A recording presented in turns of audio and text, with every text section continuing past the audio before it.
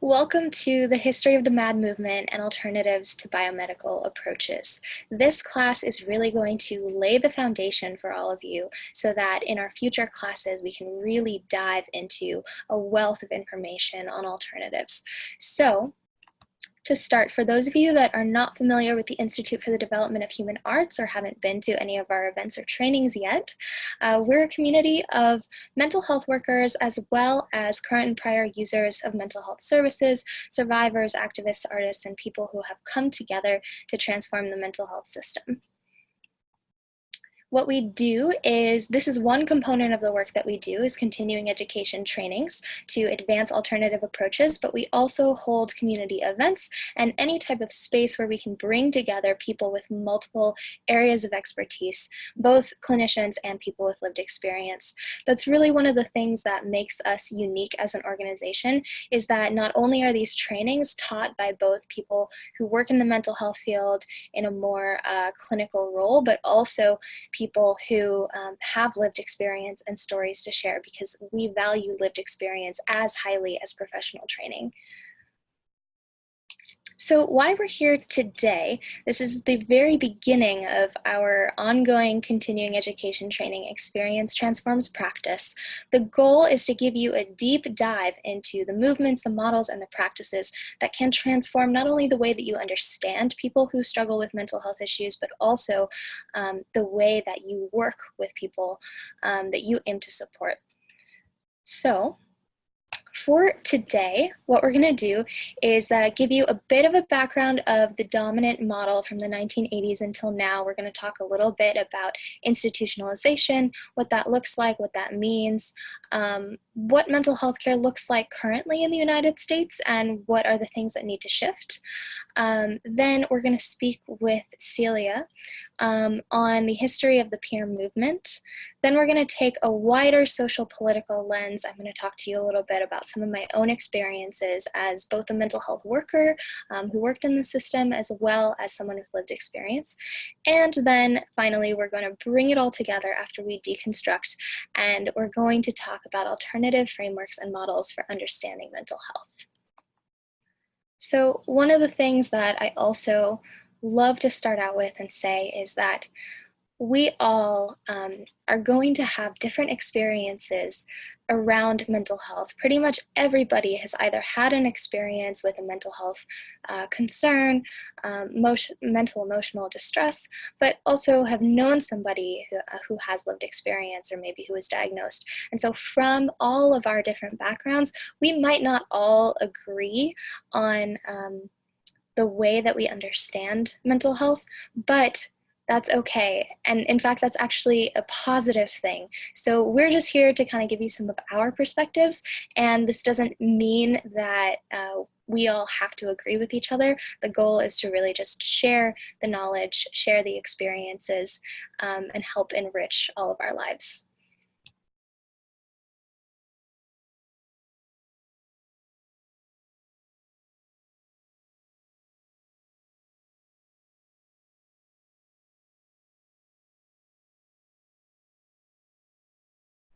All right, so we're having this conversation about MAD movement history, and if we're going to have this conversation, it's really important that we frame it in a way that it's clear that there's a lot of open-endedness to it. And what that means is that, you know, within our community, within our teaching team, and within our larger group, there's people who, you know, there's people who use diagnostic language to talk about themselves, like about like the, you know, diagnoses they have. And then there's people who just like reject all of that language altogether. And there's people who take psychiatric medications and the medications are really helpful. And there's people who just think the medications are poison, and all in between. And so when we're having a conversation about this history, this like MAD movement history, we're keeping in mind that it's like 2018 and there's like hundreds of years of history that got us to this place that we're at right now. And that for me, as someone who, you know, has ended up in the psychiatric system myself and been diagnosed, you know, and has psychiatric labels that, you know, I'm identified with, that I have a complex relationship to it, and I think that it's helpful for it's helpful for everyone to just like, you know, stay open, because I think we are, this stuff is complex, but within that complexity there's like an incredible amount of beauty and resilience and power. So, I mean, the reason why this stuff is important to me is that when I was 18 years old, I got locked up in a psychiatric hospital and got diagnosed with bipolar disorder. And, you know, at the time they told me I had a biological brain disease and that, you know, that I was like, my life was going to be very limited. And I ran screaming from it. And I mean, I feel like I was lucky enough that I grew up in the punk scene and the anarchist squatter scene in New York City. And I was around a bunch of people who had, like a different vision of the world. And so when they told me that I was mentally ill, I just laughed at them, because I just, you know, I didn't, and I mean, it's not a light thing, actually. It's an important thing. It didn't get to me in the same way that it gets to so many people, because I didn't take them seriously, because I already had a strong enough worldview inside of me. You know, so I'm someone who came from that and then ended up getting locked up a number of other times, and eventually started, like, I was writing stories, and I wrote the story a bunch of people read, and that started this community called the Icarus Project, which then, like, I ended up running with my friends for 12 years, and it was like a network of peer-based mental health support groups. And so that's like, I did that, and then I went to social work school, and now I work at the Psychiatric Institute, and I'm, you know, kind of embedded into the mental health system, training peer specialists and developing curriculum. My name's Issa, and I had my age of onset breakdown at 24, which is how it's been described and numerous times. Marijuana may have played a great deal in that, great part in that. And as a result of having this psychotic break, which was my first significant psychotic break, I'd never had any kind of experience with that beforehand. But in the course of that, I took my mother's life, and had to be dealt with not only by the mental health system, but by the criminal justice system. And going to the system, they gave me the insanity plea. And there I spent 20 years in a mental hospital. The last about 10 or 12 years of it, fighting my way out, because I realized that I went in there initially recognizing, understanding that something went wrong. It's just that no one could really adequately tell me what that something was. I was given numerous diagnoses over the years, numerous drugs, and it was all about really just maintenance and control and confinement, and little or nothing about understanding what that something that drove me over the edge to then be so sick as to, even in an accidental sense or an inadvertent sense, take my mother's life and end up in the system. And I'm still searching for it. I've done a lot of soul searching, done a lot of my own through art and music and writing. I composed a memoir which came out a couple of years ago, The Hospital Always Wins. And through a lot of my writing and music and painting, I've done my own art therapy and music therapy and literary therapy to understand myself better. We're going to talk about the history of like how we ended up today with the model that we have. You know, in 1980, there's this very clear date. So Ronald Reagan gets elected president, and it's also the same year that the Diagnostic Statistical Manual, that, like the DSM-3, gets published. And that was the edition that had the personality disorders in there. That's right. They weren't in there.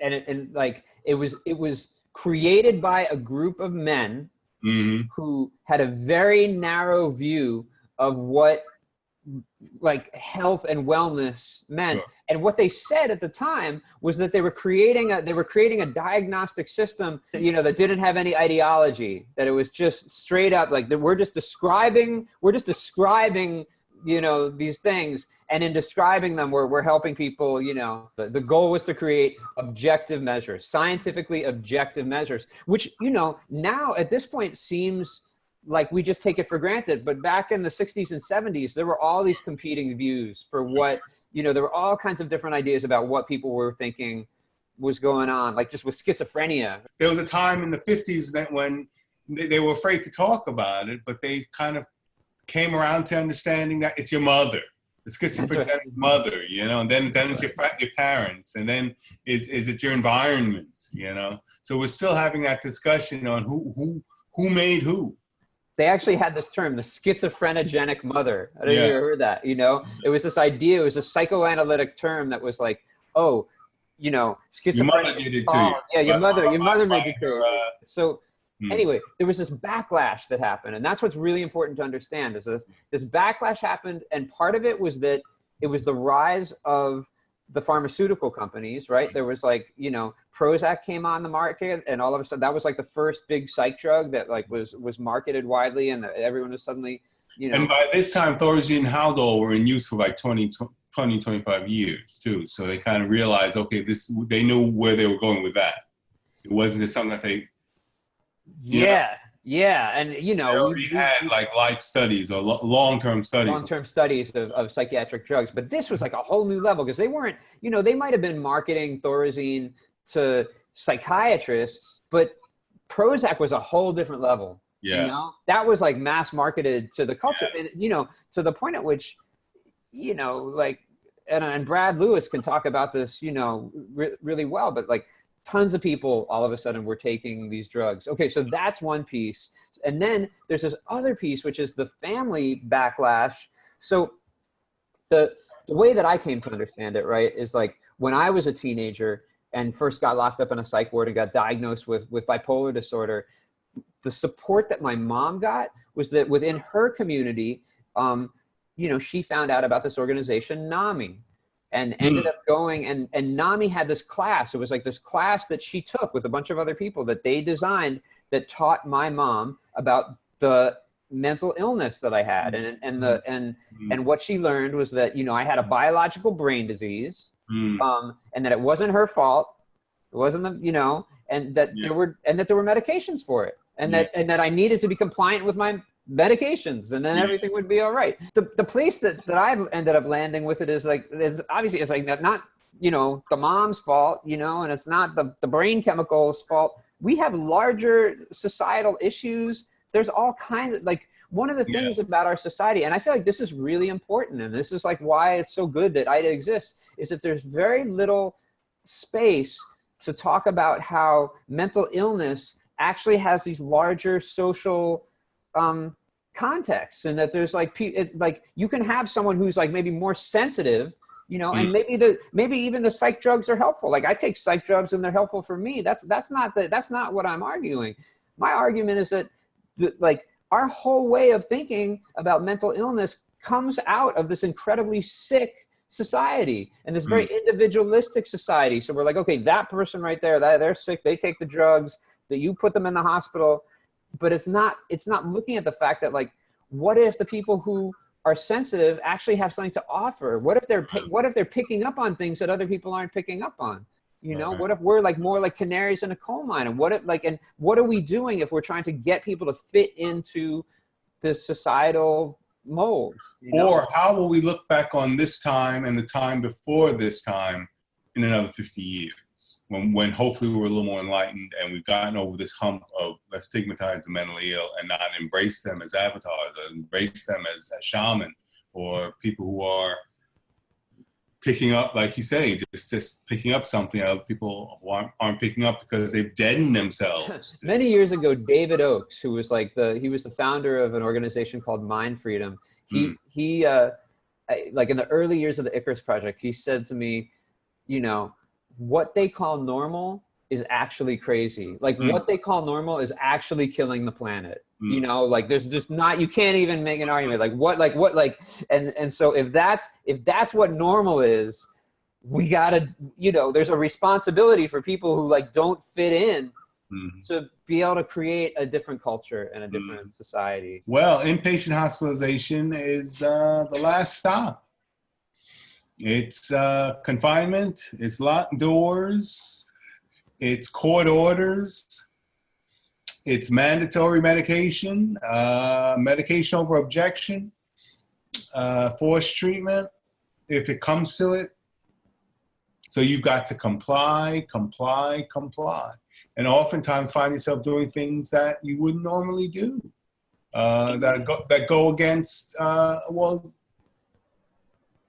taking medications that disable you, that they tell you are helping you, but you know are doing something today. They come with their own set of side effects, which you have to take then another medication for, which come with their own side effects, which then they have another medication for to subside those side effects. Before you know it, you're on a cocktail of 3-4 different medications, and they've got to monitor that.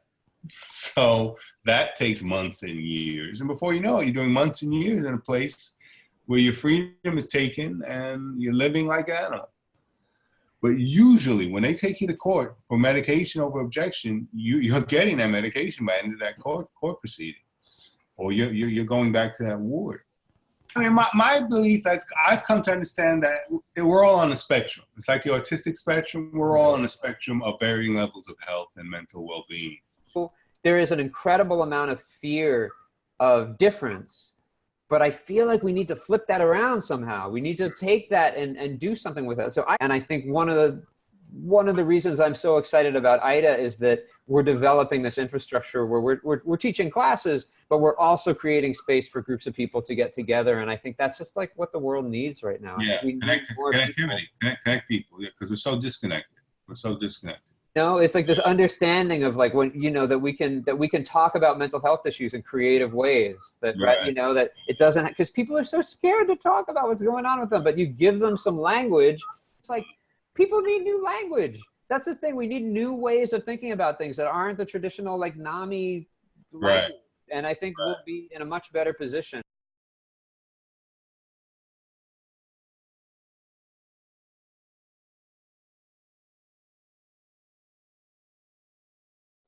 Hi, everybody. My name is Jonah Boswich. I've been organizing with radical mental health activists for over a decade at this point. I got so involved, I worked on a dissertation about the topic, and also have been involved in this movement for a long time, and got involved the hard way.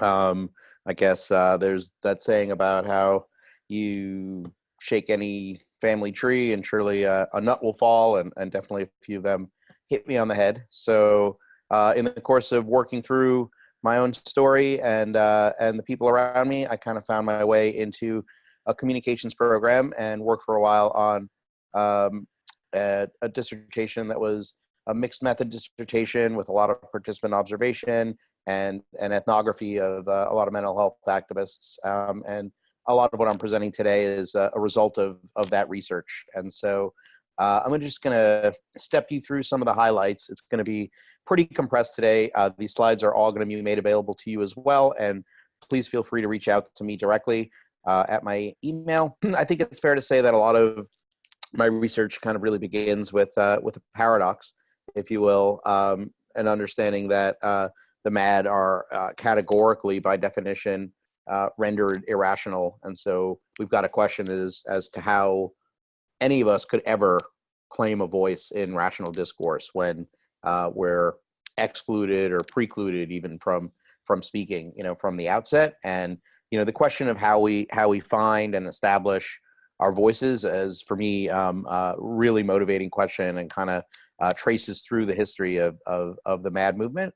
The MAD movement, as you may have heard in some of the other recaps already, goes back in time. It goes all the way back in time. The MAD have always been a group that's been oppressed and exploited, and there's a rich and diverse history. I'm not going to go all the way back, but looking back a couple of decades to the 50s and 60s, we saw earlier today a discussion of the emergence of what's sometimes called the anti-psychiatry movement, the psychiatric survivors movement, and the consumer survivor ex-patient acronym that later came to describe some of the shifts, and those shifts are important. A lot of my research has been focused on what I've been describing as a new wave of psychiatric resistance that in many respects picks up where the earlier strains of the movement left off, but I think makes a really important pivot and has a completely different rhetoric and politics that actually I think brings together a lot of the themes of our own workshop. So somewhat what I want to do right now is to try to situate the movement historically alongside some, I think, very closely related movements, and discuss just like how I think some of the ideas and innovations and themes in those other movements crossed over, and we can actually establish sort of a genealogy in ways. In the middle of the 80s, people may be familiar with ACTA, the AIDS coalition, to unleash power.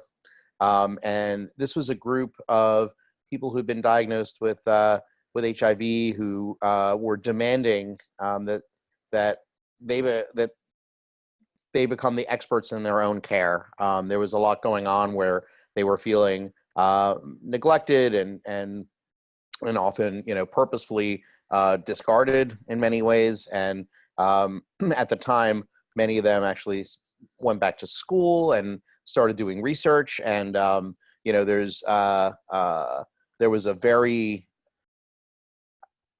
I guess you could say, critical development in terms of the standoff between these outsiders who had no authority or expertise, and what has been called credibility struggles, as the folks with the disease demanded to be involved in thinking about and working through the treatment and the progression and ways of thinking and talking about it. So this trope of patient empowerment is, I think, really pivotal when it comes to mental health, as we'll see, has crossed over in a couple of other areas throughout, like disability rights. And there we go. And the disability rights movement, has a saying, "Nothing about us without us," that I know in my experience, sounds fairly innocuous, but in many respects, I believe it turns out to be one of the most radical assertions that a movement can make. I think when followed through, the implications of this assertion are incredibly radical and actually challenge the foundations of the divide between objectivity and subjectivity, and really call into question a lot of traditional, power structures. And so I think the hard part is taking that assertion seriously and really, understanding, the challenge that it poses in order to uphold, and the challenge to the existing, establishment. So like I said, this saying, I think, emerged. I know it emerged in the disability rights movement. There was some slogans that, started appearing in marches in Mexico. And, there's a quote there about, how if there's one thing we learned from the civil rights movement in the US, it's that when others speaks for you, you lose. There's a really, there are incredibly important insights that people with lived experience, can bring to the table. And again, some of these differences are subtle, and others are quite stark. So some of the examples here that I think take up this torch include the deaf with a capital D movement. So I think people may be familiar with the movement within the deaf community against cochlear implants, and the feeling that making that decision for children before they can even speak is paramount to genocide on to the deaf community. And there's an insistence that deafness is not a condition that needs to be fixed. That's not, they're not broken. They're just different. And similarly, the Autism Self-Advocacy Network makes a very similar argument around what they call neurodiversity, insisting that autism is a way of being that really deserves to be acknowledged and recognized and understood, as opposed to treated, pathologized, and cured. And so while there are certainly differences between the politics within these subcultures, I think I want to try to focus on some of the similarities, as they, play out in our movement. I know, for example, the ACT UP movement wanted more attention from pharma, and it's probably fair to say that a lot of folks in the MAD movement want less. But I think at the same time, the central idea of people becoming their own experts on their own conditions and viewing their condition as a difference, not a disease, in the case of deafness and autism at least, kind of run through it. And so some jargony ways to describe this, is what I sometimes think of as a shift from ontology, a description of the way things are, to epistemology, like how we know those things. And basically, to break that down, I know that what I sometimes describe as orthodox anti-psychiatry takes like very dogmatic positions with regards to medication and labels and diagnoses, for example, and it's a very black and white world where the existence of mental illness is challenged. In fact, there's plenty of people today who challenge the existence of mental illness. The shift to epistemology to me is much more about trying to understand who gets to decide, what illness is, where the line is, who draws it, and how. And ultimately, the shift is really about who has a voice in the creation of psychiatric knowledge. And to me, even if what you want to say when you get to this proverbial table is that there's no such thing as mental illness, you still need to be at the table participating in the creation of psychiatric knowledge to be heard in the first place. And I think the shift that I'm describing, and that I think is exemplified in a lot of the movements, that these are all active projects that exist in 2018. I hear in a lot of these movements, I interpret a lot of what they're saying to be the assertion of their right to speak, their right to be involved in not just the creation of psychiatric knowledge, but crucially the right to narrate their own identities, the right to use their own language to describe themselves, and to understand and make meaning in their own world and the world around them. And so there's the shift here again, I think, is in a lot of ways a quiet shift and a small difference, and in other ways it's huge. And one way for me to think about that is identifying a sometimes perverse or bizarre symmetry, between what I think of as the orthodox antipsychiatrists and the psychiatric pharmaceutical complex, in that both are telling others how to interpret their experience. There's a pretty wide spectrum, a very wide spectrum within the movement of ways to think about and critique the system. And there's an important role to play, on the extreme sides, to be sure. But I'm just trying to tease out what I think are, some of the essential differences here.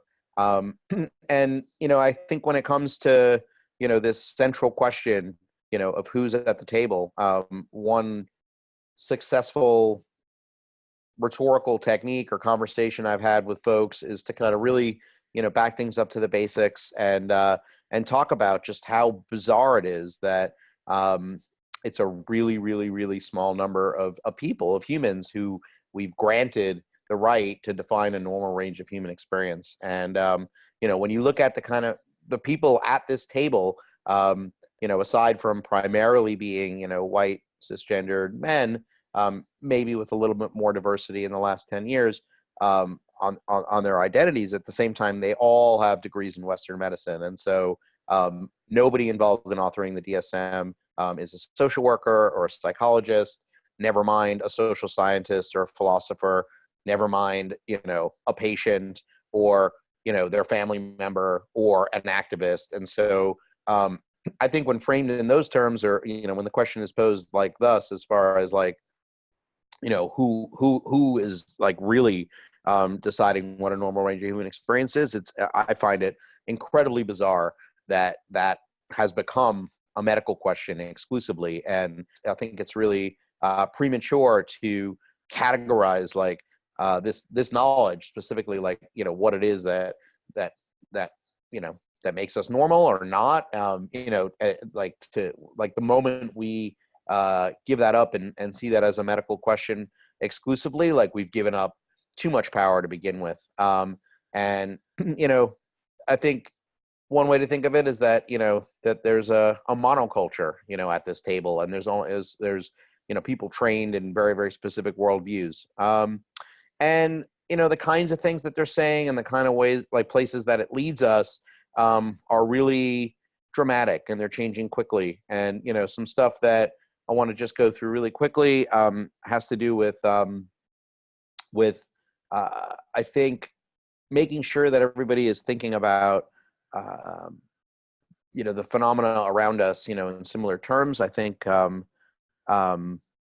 there's, generally speaking, a broad understanding that Americans are overdiagnosed and overmedicated, but I fear at times that there's a sense that things are not as bad as they were in the 50s or 70s, and in some ways they're worse. The psychiatric pharmaceutical complex's diagnostic net has continued to expand and grow.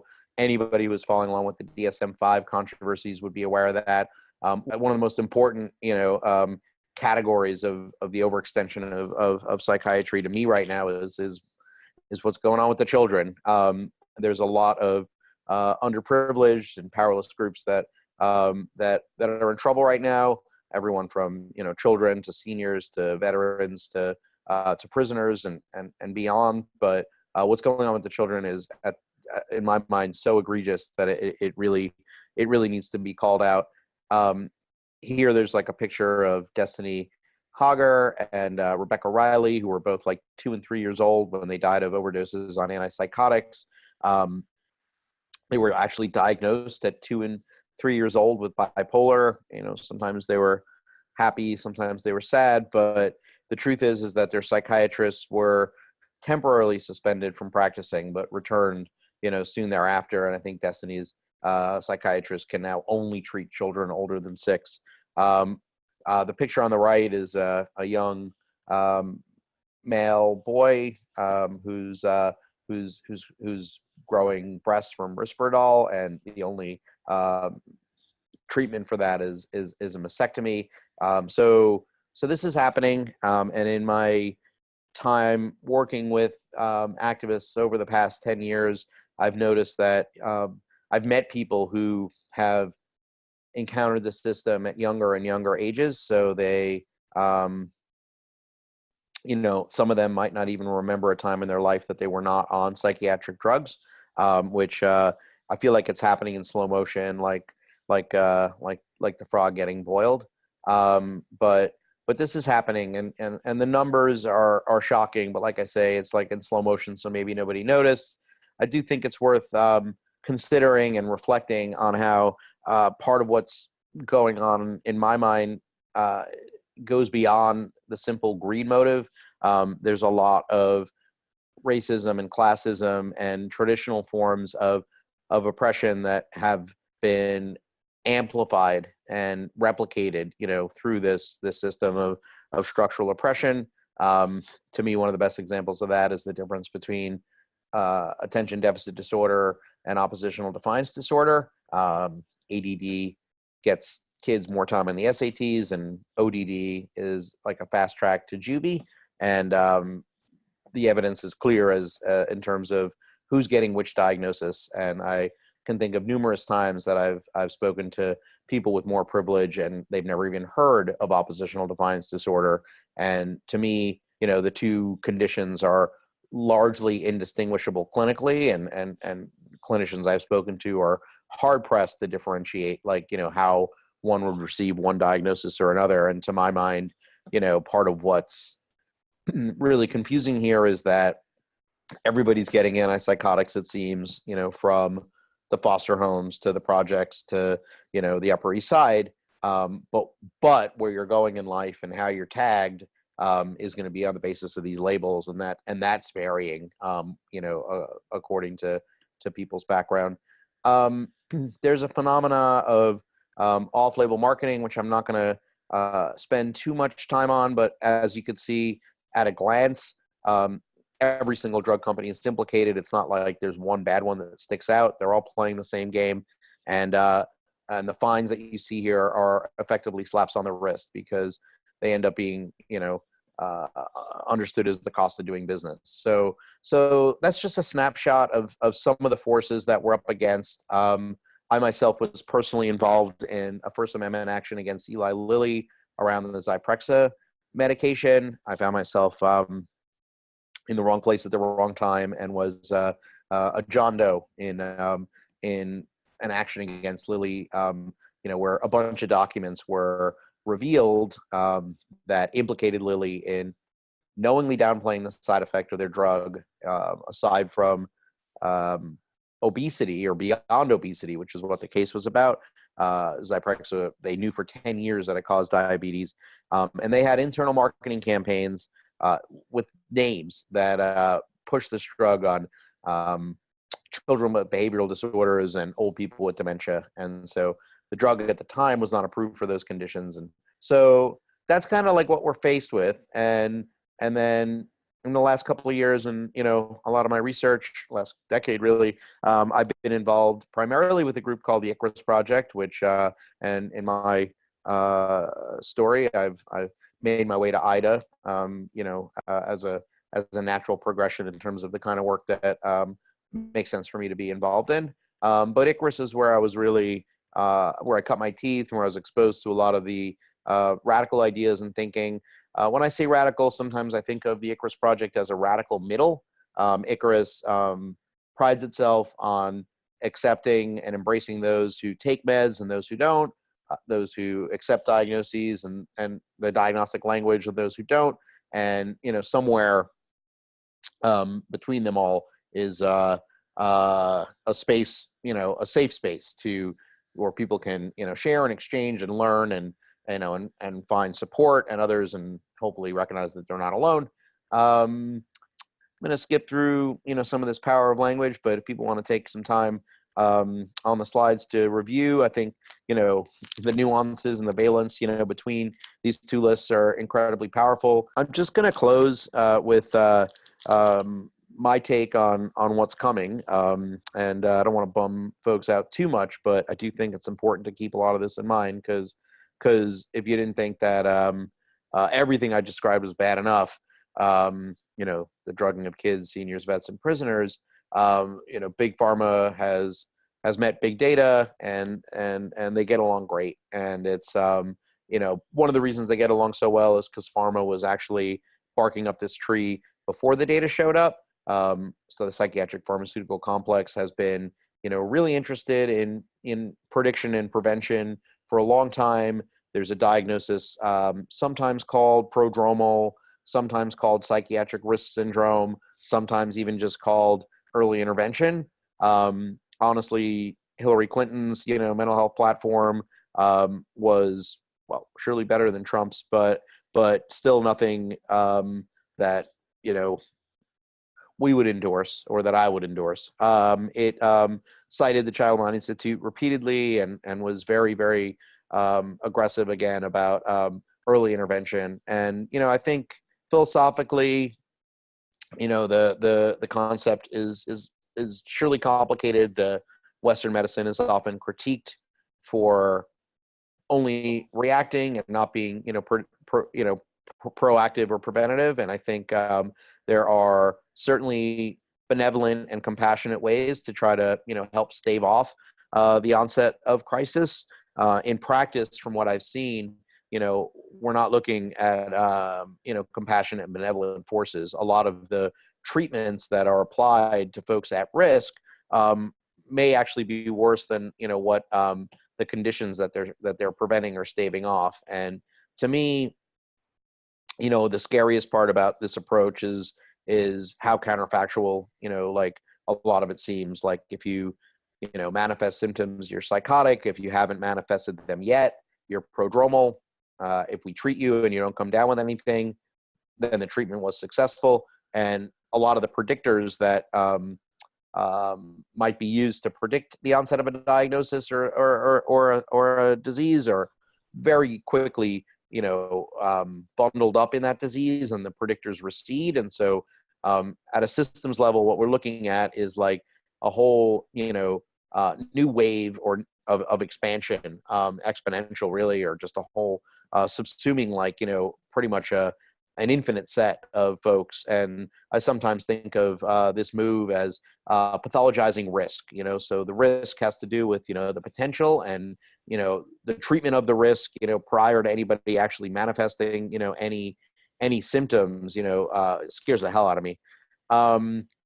This is here. I haven't speculated or made this up. There's researchers who claim to do a better job than clinicians predicting depression based on your Instagram feed, just like the color and saturation, of the image. Facebook is being used to predict manic episodes or identify them just on the status and, the time of posting and the frequency of posting, not even the contents of the posts. And Thomas Insel, the former head of the NIMH, left there for Google and now to a startup to push forward on what is sometimes now being called digital phenotyping. So forget about chemical imbalances or even information processing errors. Pretty soon there will certainly be folks, drugged and have the law enforcement dispatched, simply because they were up at 3 a.m. for 2 weeks straight, or they said the wrong thing on social media. And this is happening. And it's, not only threats of violence, but, to me, that's where it starts. But, soon thereafter, we are, poised to enter a world where, all forms of deviance, dissent, and protest are going to be swept up in this dragnet. And so where I work right now, it's become clearer to me that this whole paradigm is going to be sold to the public under the umbrella of suicide prevention. But, it's the very same tools and infrastructure that will be used expansively in a lot of other contexts. At this point, I think it's pretty clear to me that the pharmaceutical industry and psychiatry is violating the Hippocratic Oath.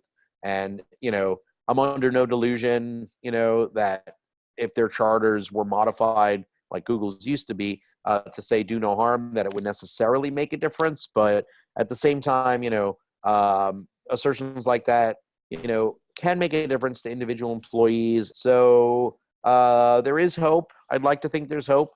I think in the course of the activism that I've been involved in, I've come to understand better that the folks who've endured and come out the other side are coming out as superheroes. There's the metaphor of antibacterial soap and ways that it breeds superbugs. And so this might be a little Marxist, but I think pharma has managed to succeed in creating a generation of superbugs, perhaps inadvertently, but hopefully the folks, participating in this workshop feel that, they too are, in training to become superheroes or superbugs, and that, together we can ideally work towards creating a more benevolent and compassionate, supportive future for folks who are struggling with emotional crisis and desperately attempt to stave off, some of the worst visions that I've had about how things might unfold if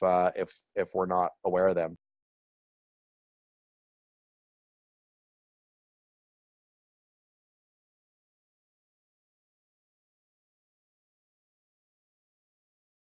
Can you tell us a little bit about how peer support started and how it kind of got developed and grew into the type of role that it is now?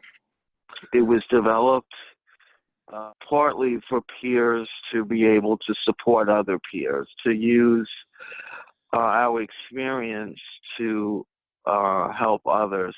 And there was a fellow, he's not living now, that was very close to me and Peter Stasny. His name was Dick Gelman.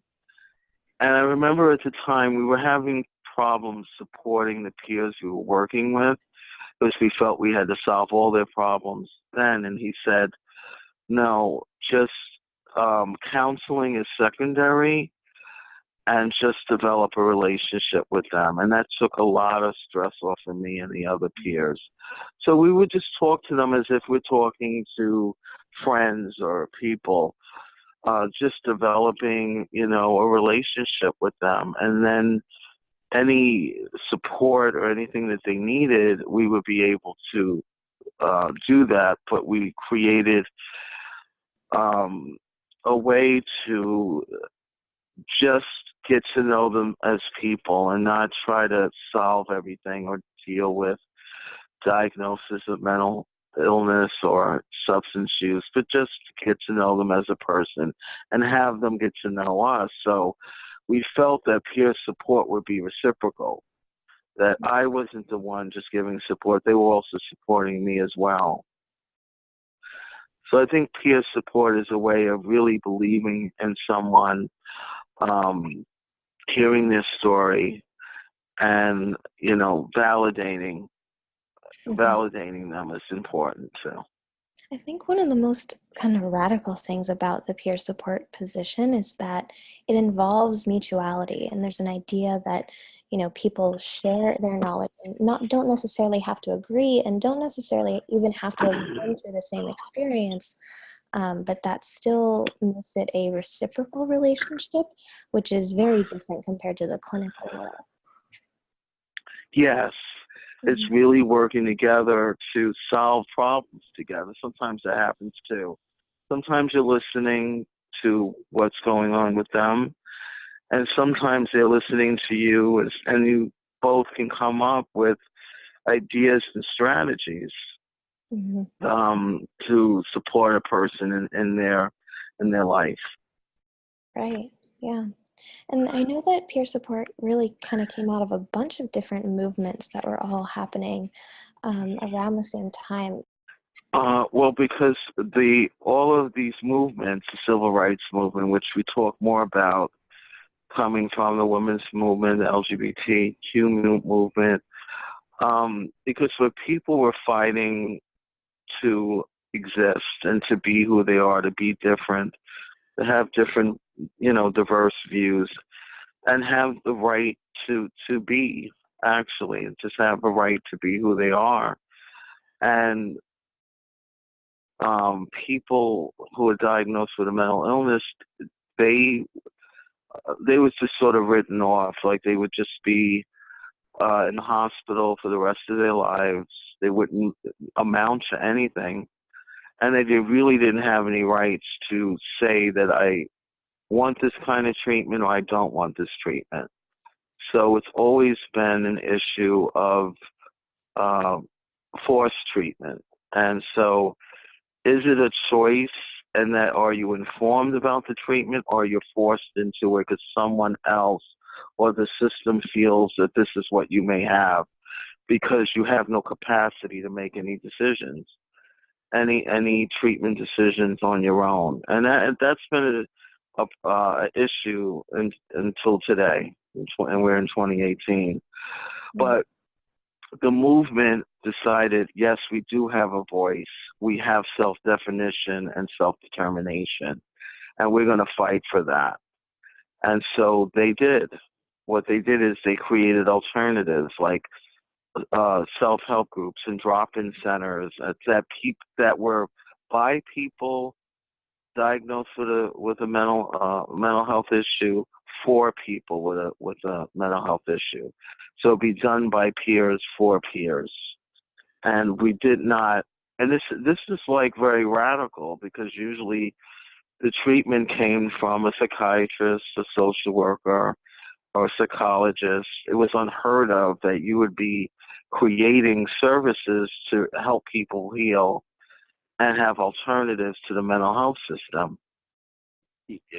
Just the fact that I'm walking around in recovery and about it, and it's on my shoulder, I can't take it off and put it on the shelf, is part of social change.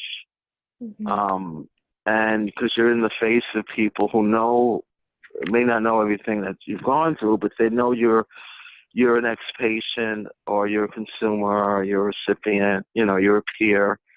And they had issues with that, how are they going to help other people when we've been helping all of this time, as so they think. And if they're not doing well, emotionally, are we going to have to step in and be their therapist? So all of these issues came through, and we had to work it out that that's not the case. We're colleagues. And I have to tell you, it was very difficult work. No one had heard of peer specialists when I used to go on visits to see recipients in the community with the ICM. I had to always continue to explain what does peer specialist mean. Well, I'm a consumer, ex-patient. You know, I have the lived experience, because it wasn't like I was a social worker, a nurse, or, you know, psychiatrist. And those positions everybody, you know, understood. It was very new to people. And what are some of the challenges that currently remain with the peer role? Co-optation, you know, not really understanding what the role is and how unique it can be that peers really offer something. They offer a specialty that's very different from clinicians. And that still isn't understood. So when it's not understood, just to talk about co-optation, because it's a loaded word, and not everybody understands it who's new to the peer movement, is that the peer surrenders to being like a mini clinician or mini case manager.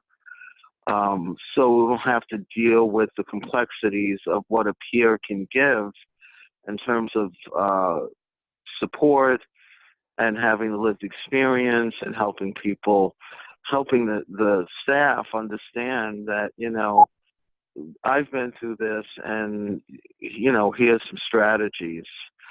That's not heard.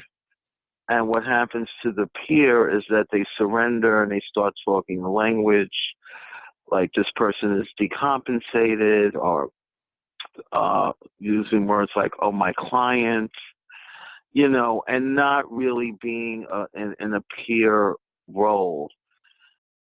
And so they may decide, you know, I'm going to leave the position, and I've seen that happen. I can't be here because they're not modeling recovery. I don't see recovery.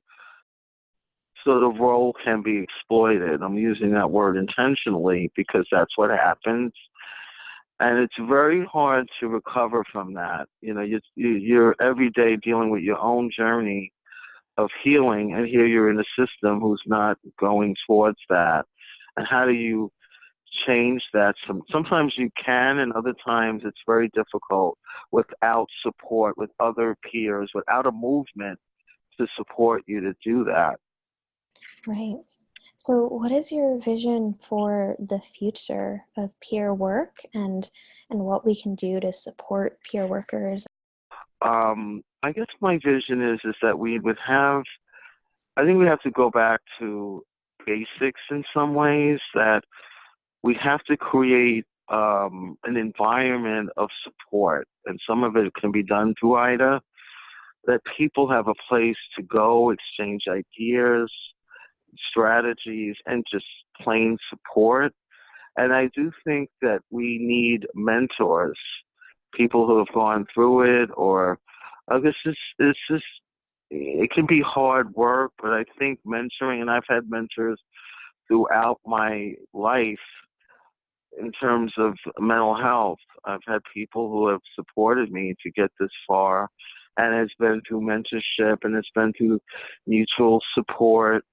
And I think that's what we need now. I think we have to go back to it, because we have a workforce that appears are working, and sometimes they don't have another peer, or they're misunderstood. They need an outside way to get support, which I would call an alternative. And I think that we need to build that. I also, for the future, I see peers being more, not just going to clinicians, although that's fine, but how about if there were peer specialist services separate from the mental health system? Like a peer wouldn't have to work on a team, but they would be a part of peer services, so people can call them if they need support. if they need referrals, if they, need a way to navigate, or if they need healing, they can go to peer special services other than going to the mental health system as it is.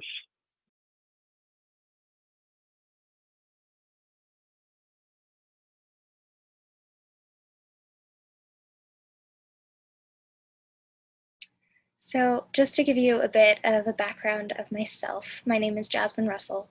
I am both a person who has previously worked in the mental health system as a crisis counselor, and also I'm somebody with lived experience, an experience that often is labeled as psychosis. And I've also worked with grassroots mental health movements such as the Icarus Project, and now I currently work to help create these trainings and bring them to you. So what I really want to talk about today is to zoom out, take a wider lens, and share with you some of my experiences from when I worked in the mental health system, because I know that many of you watching this, and many people who are in the room when we did this training in person, are people who have worked in the mental health system. So I think that I always find that when I share these stories and experiences, they're usually things that a lot of people can relate to in terms of frustration about current mental health services. So I graduated from NYU right after I got a job in the mental health system as a crisis counselor, working for home-based crisis intervention. It was a program where I work one-on-one with families and children, typically children who just got out of the inpatient unit, out of the hospital, and really need intensive crisis care and services to make sure that they don't go back into the hospital. So this was really intense work for a lot of reasons, and I was seeing people about 3 times a week. And I'll say that, as pretty much any mental health worker, what was expected of me was to build a relationship with these families, but also create treatment plans, to do psychosocial assessments, to psychoeducate people on their diagnoses, on their quote-unquote mental illness, and then also to ensure compliance to a certain level, make sure that they were taking their medication. So when I first began working in the mental health system, I knew that there were many aspects that I wasn't necessarily going to enjoy or agree with. I knew that it was going to be a challenge for me because I already kind of had a certain level of awareness that the way that we deal with mental health issues is not necessarily the most liberating. So I was in this very hierarchical role, which already, as a young person, as someone who just got out of college, already didn't quite sit well with me, because I think I already had this conception that people who are struggling usually have a much better idea of what they're struggling with than I necessarily could. But regardless, as I was working with people, what I was realizing was that most people, if you zoom out and instead of looking at someone as a person with a mental illness, what I was actually seeing were people who were struggling from intense trauma, from things like domestic violence, from a system that marginalizes people, from people that were suffering from poverty, or immigration issues, or children who hadn't seen their parents in many, many years because they had to flee from their home country, or people who were kind of pushed to the outskirts of the city, who live in public housing, who are facing, threats of violence every single day, gang violence, who don't have access to good food, to services, to a whole lot of things, who are facing intense discrimination, social isolation and exclusion on a systemic level. And I was baffled by the fact that when we went into, when we came together as a team and came to talk about our cases, nobody was discussing any of this. Nobody was recognizing or starting from a place of what are these people, these children, struggling with that may not necessarily be entirely in their brains or just a biomedical disease. And a lot of these children were on over 6 different medications, some of them as young as 6. And we have to stop seeing people as the label that's written down on their chart. We have to start asking questions like, what has happened to you? What has happened in your life? And that doesn't necessarily mean that there's going to be this, you know, serious one-time traumatic incident that happened to someone. We have to start recognizing that there are a lot of social, systemic, and political issues that lead to intense trauma. People that are living in poverty for a long period of time, that's an extremely traumatic experience. People that are forced to flee their countries, that's extremely traumatic. People that are facing gang violence on a daily basis, running for their lives, that is a systemic problem. It's huge that the mental health system can interact with all these other systems, such as, educational institutions, prison and criminal justice institutions. There are all these ways that once you become institutionalized, it's so much easier to get caught up in all these other systems. And then what chance do you really have to heal at that point? We also have to recognize that the people that are more often getting caught up in these systems are people that are already suffering, people that are already marginalized on a widespread social level. If we don't recognize that mental health issues are systemic issues, we are failing people. So all of these realizations have really kind of led me at one point to burn out. This service that I was working in, the home-based crisis intervention, was supposed to be a crisis service. We were supposed to not only prevent people from going back to the hospital to reduce hospital recidivism, but we were also supposed to be providing like a really high level of care. And yet, what I found was that at the first sign of, someone who's mentioning suicidality, mentioning, that they're having scary thoughts or anything like that, the first reaction was, you need to send them back to the hospital. You need to tell someone they need to go to the hospital now. And I can think of many other ways that we can come together and support people that are going through that.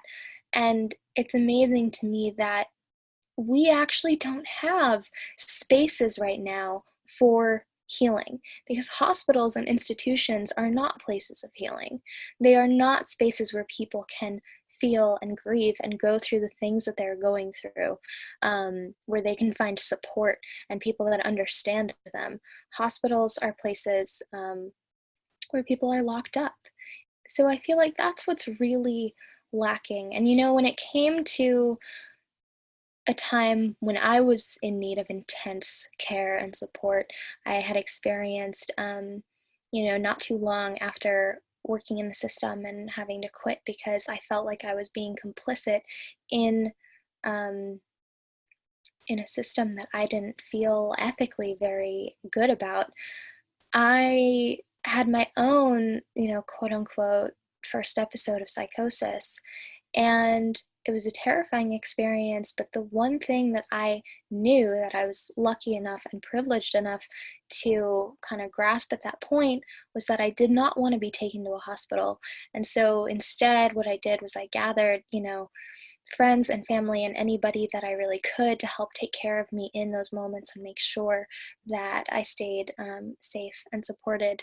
And it was difficult, and it was, I wouldn't recommend it But I think that that just goes to show that we need something that isn't just hospitalization. We need services that aren't just forcing people to take their medication, making them, compliant with what we feel they need. We need services that actually acknowledge trauma, not just on an individual level, but on a social and systemic level, on a collective level. There's a lot of collective trauma that's happening right now in our current political climate. There's a lot of people that are traumatized. There are a lot of people that are caught up in multiple systems that really have no chance of getting out unless we have more people advocating. I want those of you who are currently working in the mental health system to know that you're not alone. If you're looking around you thinking, holy shit, what did I get myself into?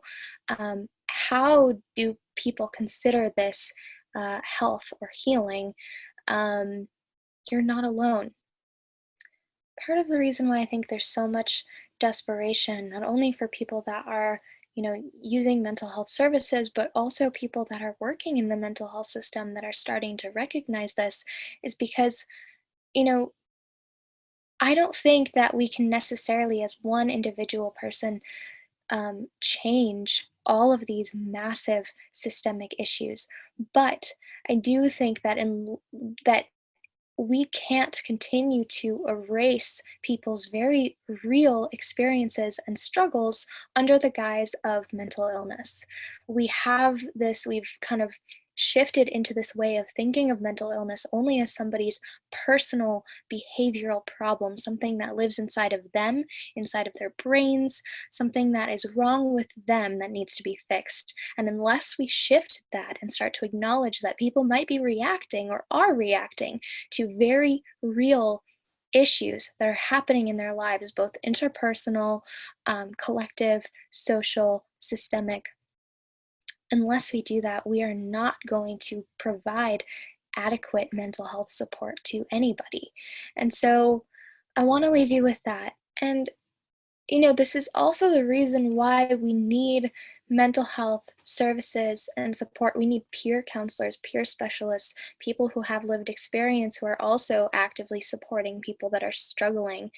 But also, we need more communities like this, because the only thing that really helped me when I was both going through my own crisis and also, a young mental health worker, looking around me, saying, thinking to myself, who else is acknowledging this or recognizing this?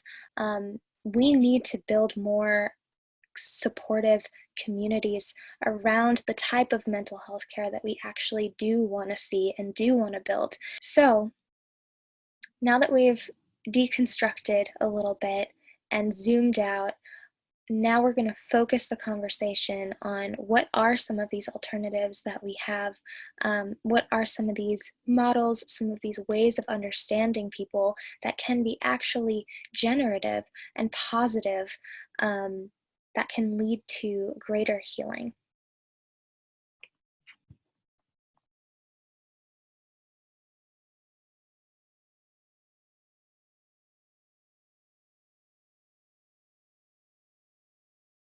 My name is Brad Lewis. I am on faculty at New York University's Gallatin School of Individualized Study. I have original training and background in psychiatry, and I still do clinical work sometimes.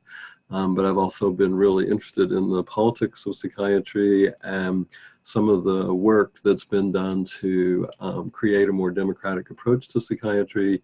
So I'm sort of an insider-outsider position. I'm an activist in some positions and from the outside, and sometimes I agitate from the inside. My topic is alternative models, and we're interested in these models not simply in abstract space, but how they can be useful for helping us tell the story of our mental difference and the kinds of practices that we use to take care of ourselves and the kind of communities that we seek out to take care of ourselves. I use the word mental difference here as opposed to something like mental illness because I'm trying to keep it open to different frames. There's a variety of ways to tell the story of mental difference.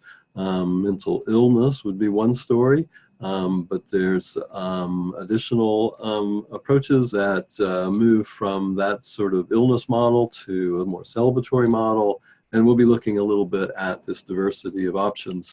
So if we start with sort of very basics of narrative theory, when we go to tell the story of ourselves or tell the story of the world we live in, we use very basic storytelling elements.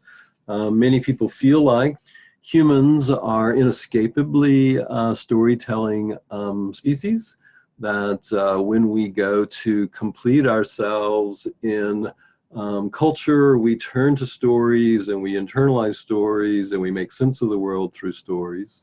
And key aspects of narrative theory that we use to do that are metaphor, plot, character, and point of view. A metaphor is a way of making sense of something by comparing it to something else. A plot would be a way of organizing the story in past, present, and future. Characters, all stories have rich characters, and if it's a story about ourselves, it becomes our own identity that we shape through the story. And all stories have a point of view. They're not told from nowhere. They don't drop out of the sky. There's always a storyteller, and the storyteller is always coming from some perspective, and that perspective shapes and frames the metaphors and the plots and then the character structures that they highlight. So if we put that in the logic of mental health or mental difference, we can look at a film like Ordinary People. Conrad became, different from his community to the point that he felt really alienated and he felt really unhappy and he got suicidal and he ended up in the hospital. And when he came out of the hospital, the movie tells the story of his psychoanalytic treatment. And so the metaphor that was being used is his sadness was like an unresolved grief. There's leftover unconscious losses and traumas that he felt earlier in life. And that metaphor in the world of psychotherapy becomes the model of psychoanalysis. And the model then gets used by a therapeutic community to help him make sense of himself. And so the plot of the story is there were childhood problems that resulted in my current difficulty. If I can work through those problems, grieve through those problems, I can come through to another side where I have let go of them and can reattach to things that are available in my life now. And that structures through metaphor, through plot, a sense of identity of I'm someone who has worked through these kinds of losses and traumas through a psychoanalytic therapy.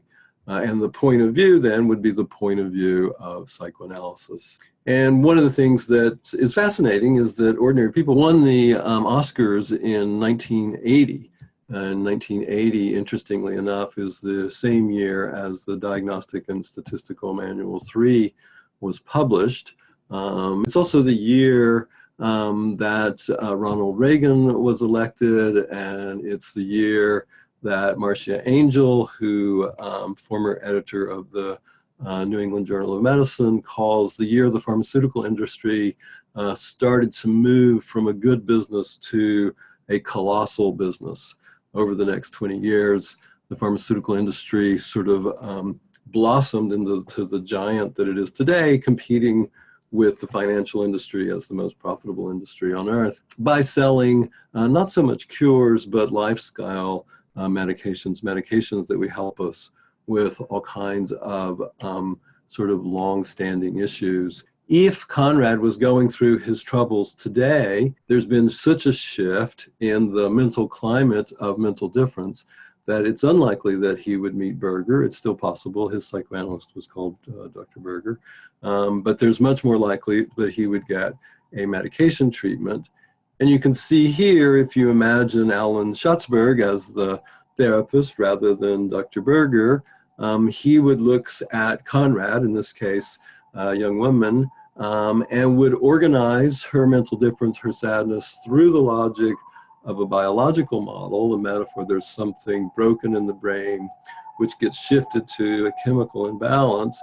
And that explains her past. No wonder I felt so bad. It gives her a sense of the present. I have a chemical imbalance. And it also organizes her future. I just need to take my medications and I'll feel better. It gives her a sense of identity, and it's told obviously very much from a particular point of view. So that you can see that these models of mental difference get used to plot our sense of who we are. And what's fascinating is just how diverse these models are. Those two, psychoanalysis and biopsychiatry, are two of the more common ones that a lot of people will have heard of, but they only scratch the surface of possibility. A student of mine, Sophia Samosi, who quite brilliant and also a graphic artist, took the idea of R.U. Conrad, which is the name of the main character in Ordinary People, and tried to work out using graphic design tools, what are some of the choices that Conrad would face. She says then, are you hungry for control, experiencing frequent nightmares and or flashbacks, staring off into oblivion without realizing it, currently or previously experiencing suicidal tendency, lacking motivation, desperate for your mother's affection, seeking a release valve, emotionally constipated, grieving a loss, struggling to communicate, at the end of your rope, all of the above. If we're experiencing those kinds of troubles or other kinds of mental difference, then we too could be Conrad. We too could be interested in some sort of services to be helpful for us. How smart can we be about the diversity of possible supports that we could reach out towards? Certainly the most likely thing that we would meet, the thing that would be the most sort of mainstream road, would be to see a biopsychiatrist. So you could understand yourself as having a broken brain, a mental illness, a disease that could be labeled and fixed with medication. You could meet a psychiatrist and describe your symptoms, receive a diagnosis. You could understand that this is no one's fault. You just have a chemical imbalance that could be corrected with medication. And that model has gotten extremely large. It's very controversial, largely because it's gotten so big that it feels like a monopoly to many people. And also the science of the medication is very messy, and there's a lot of hype associated with them. But at the same way, it's not something, I don't think it's certainly not a model to demonize. Lots of people find lots of help through these approaches. They find doctors they like, they find doctors they feel like understand them, they find medications that make a difference. So it certainly is a possible sort of support for people. Another thing you could do is you could see a psychoanalyst if you have resources. That's another big problem with this one. These are quite expensive, although there are some low fee options. And it wouldn't have to be a psychoanalyst. It could be a psychotherapist who uses more psychodynamic approaches. In that process, you would dive deep into your unconscious patterns of feelings that originated in childhood and have been transferred onto your life today. And if you do the work of mourning, much of the conversation in psychoanalysis or in psychotherapy is about mourning, and work through that, letting go of old attachments, you can create a space for new feelings and new attachments, very much like what Conrad went through. Another one that's even more common now than psychoanalysis is cognitive behavioral therapists. And there the model moves from a broken brain, chemical imbalance, to broken thoughts or faulty thinking. You could understand your suffering as being due to faulty thinking patterns. A therapist could help you to connect your thoughts and your feelings and your behaviors over a 12-week period. It's often short term, and learn new techniques of thinking and behaving. that would allow you to feel in control of your moods and thoughts. So again, another psychotherapy, much different style, much different approach.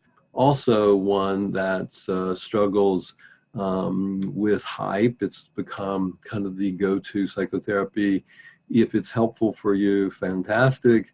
If it's not so helpful, there are lots of other options that are possible. Interpersonal therapy, I won't go into that. There's a million different therapies that are not exactly cognitive or not exactly psychoanalytic, that work through a talking approach to mental difference. A lot of it has to do with, have you found a therapist that you feel you have a rapport with, a sense of respect for, someone who seems to understand you and appreciate you, someone who's on your side. You could focus on family issues. Again, the model here shifts not from issues inside the person's head, whether unconscious conflicts, chemical imbalances, cognitive distortions, but the patterns of interrelations between you and your primary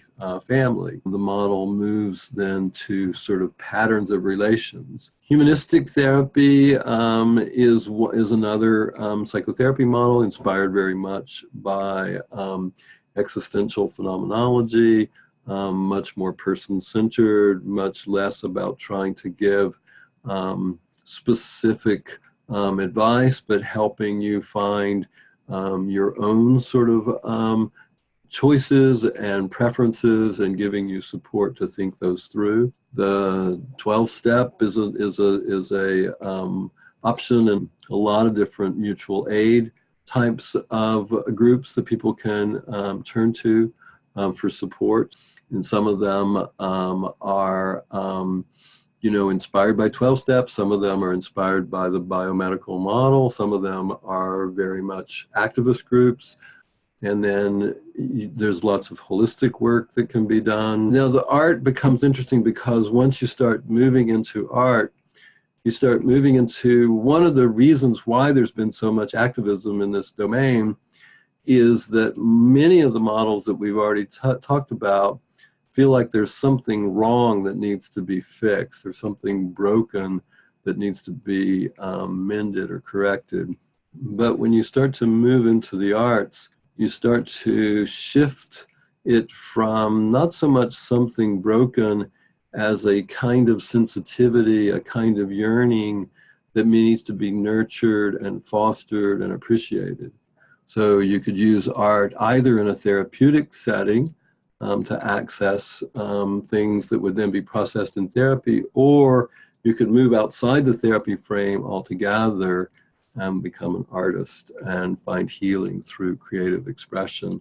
And along this more affirmative frame, certainly not only the visual arts, but also poetry, literature, music, all these arts are taking a kind of experience of the world where there's a yearning for the possibility that the world could be richer, more beautiful, more sort of understanding of complexity, and turning it into art. And then politics would be another generative model. We want our Martin Luther Kings, our Mahatma Gandhis, to be sensitive to injustice, to be yearning for the possibility that we could have a more equitable world. So in that case, it's not like if you're unhappy with the current order, it's not so much because there's something wrong with you, it's because there's something wrong with the current order, you're onto something. And that way you can get involved in social justice work, political organizing, community healings, get involved in changing psychiatry itself. Spirituality becomes another more generative model. So mindfulness is just one, and meditation, yoga, various spiritual communities are all possible ways to take one's sense of difference from the mainstream and turn it into a positive community that's working to make the world better. You could wait and see if you wouldn't have to do anything. You could see if it gets better. You could, and what many people, if not all people do, if not everything, but mix and match. A little bit of therapy, a little bit of yoga, a little bit of activism, a little bit of gardening. There's all kinds of different ways that we can take care of ourselves. There's what most people who work through struggles or difference often find that there's some combination of things. Yeah, this is the way in which there's lots of different combinations that are possible. Then Sophia ends it with, I know what you're thinking. Why bother with choices? What's so bad about dominant stories, or what's so bad about just doing what they say? And in some ways, nothing if it works. But if it doesn't work, lots of work in the arts and humanities have helped us understand that all the knowledge that's out there about how we make sense of ourselves is linked to power dynamics. And those power dynamics means that what we're being told about ourselves isn't exactly the truth, in the sense that there's only one answer. It's a way of using language to make sense of ourselves. What works today may not work tomorrow. What works for me may not work for you.